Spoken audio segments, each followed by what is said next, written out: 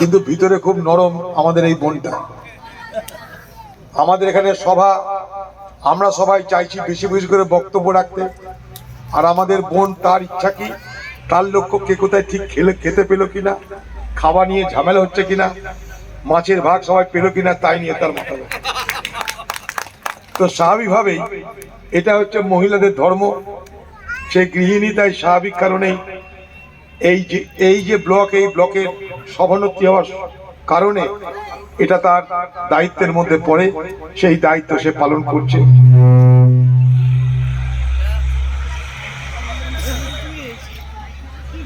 জাহাঙ্গীর ভাই, হানিফ ভাই, এখানকার প্রাক্তন বিধায়িকা, আমাদের আরেক বোন ফিরোজা, ডালিমদার, সকলের উপস্থিতিতে এবং তামাম এলাকার নেতৃত্বের আজকে এক জায়গায় উপস্থিত হয়ে যে সভা করছেন, সেই সভা আমাদের সকলকে আগামী দিনে চলার পথে আরো শক্তি দেবে, আরো দৃঢ়তা দেবে, আরো সাহস দেবে।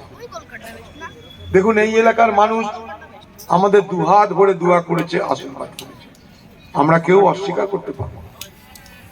এই এলাকার মানুষ আমাদেরকে সহযোগিতা করেছিল বলেই আমরা পঞ্চায়েত সমিতি দখল করেছিলাম।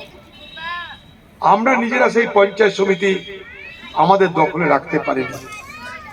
অর্থাৎ দোষ যদি হয়, অপরাধ যদি হয়, আমাদের হয়েছে। অথচ এখানকার মানুষ, এখানকার সর্বস্তরের মানুষ, এখানকার মা, বোন, ভাবি, বুবু, আপারা, তারা সবাই আমাদেরকে দুহাত ভরে দোয়া করেছিলেন, আশীর্বাদ করেছিলেন। অর্থাৎ সাধারণ মানুষ আমাদের সঙ্গে আছে। এটা শুধু রানীনগরে নয়, মুর্শিদাবাদ জেলার কোনায় কোনায় তা প্রমাণিত। আমাদের সংগঠনের অভাবে আমাদের যে রাজনৈতিক ফলাফল, যে নির্বাচনী ফলাফল আমরা প্রত্যাশা করি, সেই ফল আমরা পাচ্ছি না। কারণ আমরা যাই করি না কেন, সংগঠন নির্বাচনী ফলাফল পক্ষে বিপক্ষে আনার ক্ষেত্রে সব থেকে বড় ভূমিকা পালন করে। আমার নিজের অভিজ্ঞতায় আমি তা দেখেছি। মনে করুন, আমি গত লোকসভায় হারলাম, আমার কোনো আফসোস নেই। মানুষ দোয়া করেছে, আশীর্বাদ করেছে। কখনো তাদের মনে হয়েছে না এবার আর ভোট দিব না? দিতেই পারি। কারণ আমরা যখন মানুষের কাছে যাই, তখন আমরা কি বলি?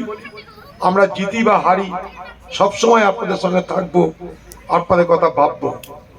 তাই ভোটে হারা জেতার সঙ্গে মানুষের সঙ্গে আমাদের সম্পর্কের কোনো সম্পর্ক থাকতে পারে না। সাধারণ মানুষকে আমরা বলেছি যাকে খুশি ভোট দেবেন, অথচ ভোটে হেরে যাওয়ার পর যদি আমরা দুঃখ করি, রাগ করি, তাহলে সেটা মানাই না। তাই ভোটে হার জিত আছে, আমি হেরেছি, আমি অকপটে স্বীকার করে নিয়েছি যে আমি হেরেছি। কিন্তু যে রাজনৈতিক ব্যক্তি হিসাবে হারার কারণ নিশ্চয়ই আমাকে, আপনাকে, সকলকে খুঁজতে হবে। হারার কারণ খুঁজতে গিয়ে দেখলাম এক জটিল কারণে আমাদের পরাজয় হলো। সেটা কি? সম্পূর্ণভাবে সাম্প্রদায়িক মেরুকরণ। বড় অদ্ভুত ব্যাপার।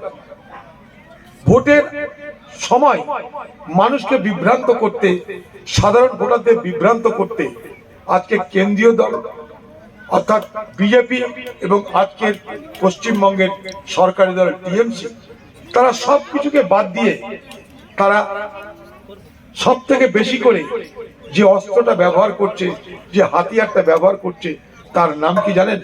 তার নাম সাম্প্রদায়িক বিভাজন। মাঝে মাঝে মনে হয় আমরা কি এগোচ্ছি না আমরা পিছিয়ে যাচ্ছি। গণতন্ত্র যত এগিয়ে যায়, তত এই সমস্ত সংকীর্ণতা দূরে সরে যায়। এটাই কংগ্রেসের ভাবনা। এই ভাবনাতেই আমরা কংগ্রেস করি বড় হয়েছি। কিন্তু অদ্ভুতভাবে দেখছি পশ্চিমবঙ্গের রাজনীতিতে নতুন করে আবার সেই সংকীর্ণতা মাথাচাড়া দিচ্ছে। অর্থাৎ ভোট মানে সবকিছু বাদ দিয়ে সাম্প্রদায়িক বিভাজনকে হাতিয়ার করছে কে? একদিকে বিজেপি, আরেকদিকে টিএমসি। টিএমসির আরো কিছু অস্ত্র আছে, সেগুলো হচ্ছে মানুষকে দেওয়া দেওয়া। লক্ষ্মীর ভান্ডার, কন্যাশ্রী